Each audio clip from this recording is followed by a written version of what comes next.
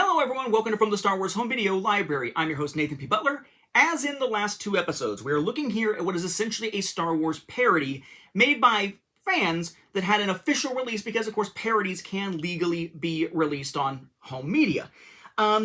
This is one that has entered my collection thanks to the generosity of Matthew Hardesty, who found a copy and sent it my way, and it is a bit of an oddball. It is one of those that strikes me in a couple of different ways that we will see as we go along in terms of just when it was made, the production effort that went into it, behind the scenes side of things, and then of course there is a production itself and its level and type of humor. So it makes for an odd one for us to look at. Just again, remember that since new Star Wars releases are pretty few and far between, we are slowly but surely going back and checking out some stuff that's in my Star Wars Home Video Library or that enters my Star Wars Home Video Library that may not be an official Star Wars release, but does often find its way into a Star Wars collector's library because of its tangential parody, documentary, or whatever it is type of relationship here. So if you're not into that type of episode, don't watch the last two, don't watch this one. There's another few coming up, so just know that that is where we are at this point within some of this coverage. Just looking through stuff I just haven't had a chance to check out while I've been favoring official Star Wars releases, but which have been or are now in my collection. In this case, we are looking at a parody called Star Warped. Okay? And this is the DVD release here of Star Warped. It says Special Edition because really any DVD that had bonus features a lot of times got labeled Special Edition. Up here, Simply Hilarious, the best sci-fi parody ever. From Nichelle Nichols, Lieutenant Uhura, Star Trek. Far be it from me to argue with someone who is so groundbreaking in the entertainment industry, particularly in the sci-fi aspect of the entertainment industry, but if this is the best sci-fi parody ever, she hasn't watched very many. Just saying. So Star Warped, many of the characters here, DVD and Synapse films. You probably notice here looking at this, these weird blended together, mushed together faces.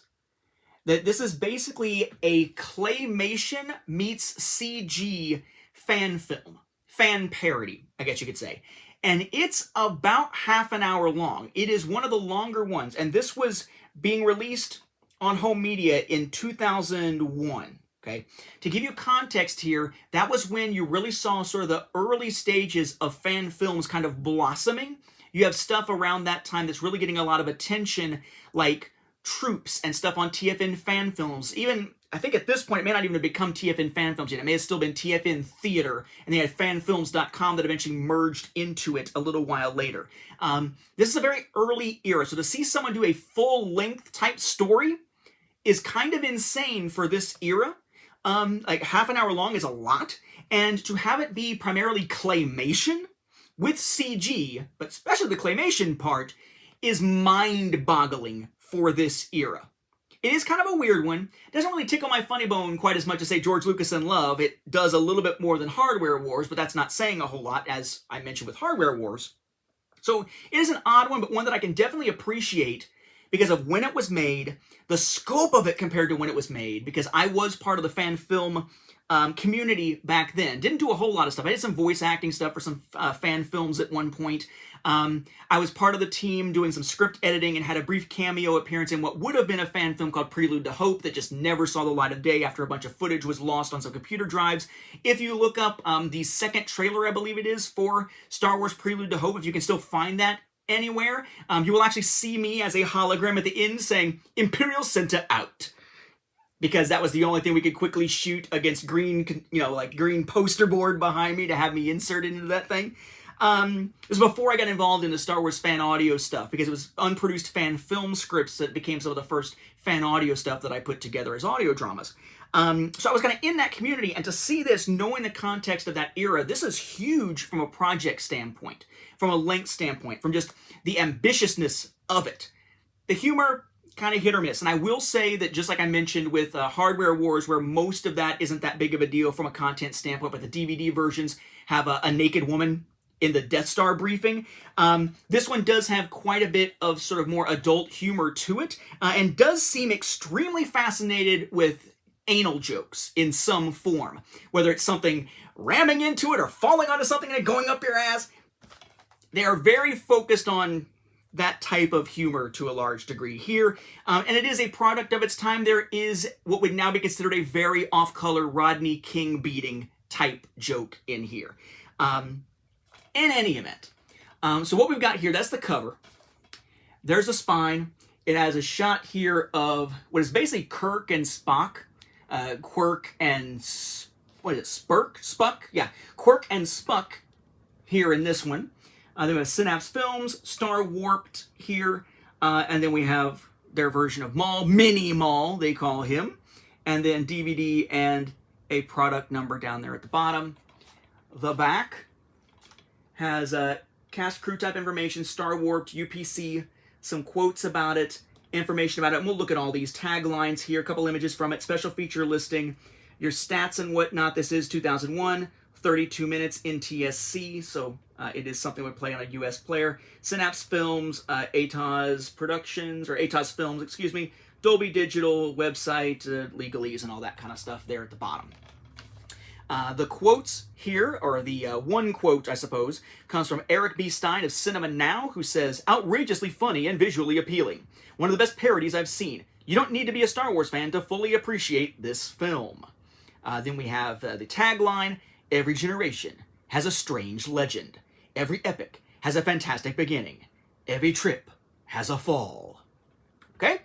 And then the tagline over here above the text about the film, sorry, looking at this backwards, says, go to a galaxy so close, yet so far away. A wacky universe you have never imagined. And then we get into the actual about the film. The space-time continuum has been torn by a mysterious object. A monolith, 2001, with the power to throw the delicate celestial balance of good and evil into chaos. A sinister team led by Darth Vapor, Mini Maul, that is Mini Maul, like he's small and he's Darth Maul, but it's spelled like Mini Maul, like the place you go to buy stuff that barely exists anymore, I guess. Schwarzenegger, Terminator, and more use the dark smell of the Force. Yes, dark smell of the Force. There's a lot of fart jokes in this. A lot. And the whole idea of the dark side is that it's just the stench of flatulence, essentially. To fight Captain Quirk, Mr. Spuck, Robo-Fuzz, that is Robocop, basically, and other champions of good in a crazy out-of-this-world adventure that will blow your mind. The most daring, eye-popping, hilarious sci-fi parody of our time has arrived. Get warped. Star Warped.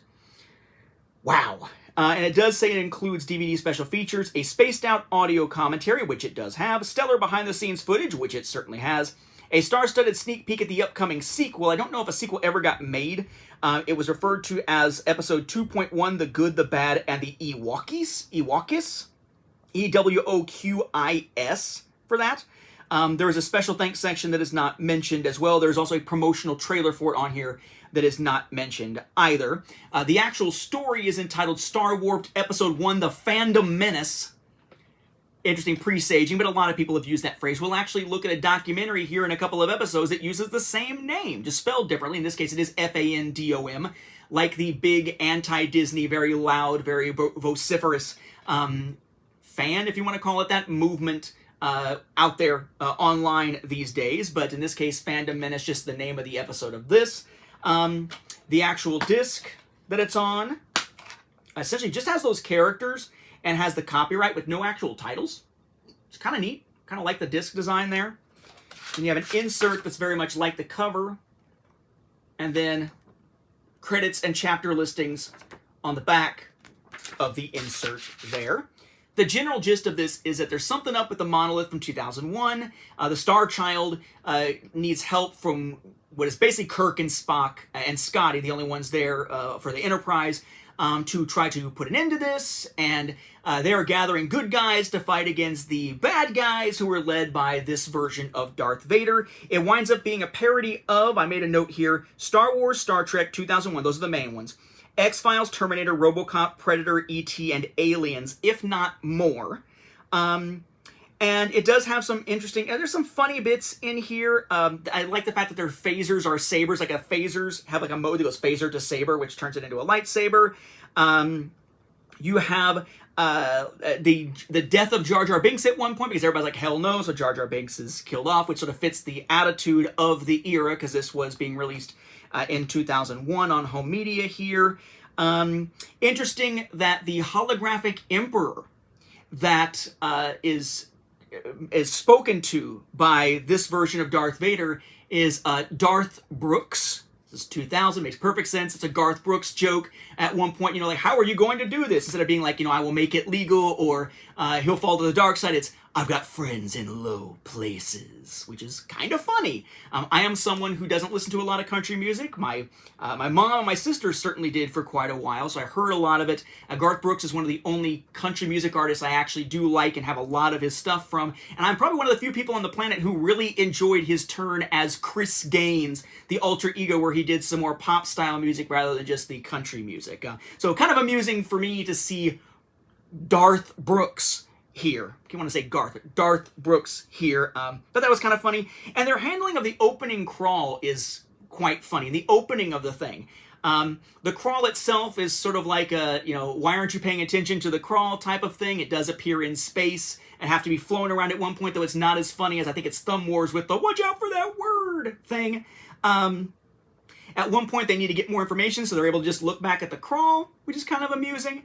And the opening is really kind of an interesting recreation of the Devastator chasing the Tantive 4 from A New Hope, where it's actually a Star Destroyer-looking thing with kind of a weird top on it, chasing after a weird version of the Enterprise from the original series that has like propellers on the front of its nacelles, but in almost a shot-for-shot type remake of that scene. And of course, when they have to launch in an escape pod, it's actually a shuttlecraft like the Galileo and so on. So it's creative. It didn't really hit me well as far as the humor goes. There were some humorous moments. Otherwise, it felt kind of meh. The lips kind of are just bizarre on claymation. A lot of times the lips are like on top of everything else, and as they're moving, they just are kind of freaky looking. If anything, this made me sort of feel like this is sort of like a Robot Chicken style, but not as good as what Robot Chicken would eventually do, though Robot Chicken was not claymation, but the style and the feel of it feels similar. So, yeah, I mean, it was decent enough to watch, worth a watch maybe once. Definitely not a favorite of mine, but the behind-the-scenes thing is really, to me, where this really stands out. It's not the parody itself. It's the context it was in, as I've mentioned before, and the fact that behind-the-scenes special really goes into all that went into this. And looking at it from the time frame in which this was being made, and the difficulties involved in doing anything with CG for fan films at that particular time relative to now, is really kind of astounding. It's one of those ones that really I have to sit back and say, wow, at the production, even if the actual story itself and the humor of it didn't grab me as much as many other parodies have. Definitely an interesting place in Star Wars fan film and fan parody history. Kind of glad that it does have a physical release, even though, to me, the physical release, the biggest, most interesting part of it isn't even the parody itself. It's seeing the behind the scenes and the fascination of just how on earth they made this in the time they made it in.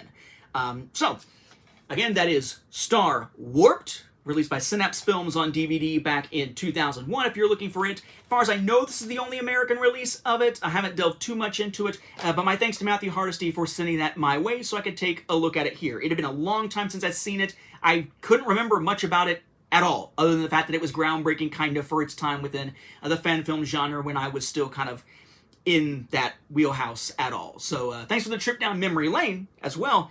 Kind of an interesting one to look at here, and now it is in my Star Wars home video library, thanks to Matthew. With that, we'll wrap up this episode. Thank you for watching, and may the Force, not the dark smell of the Force, just the Force, be with the home video viewers.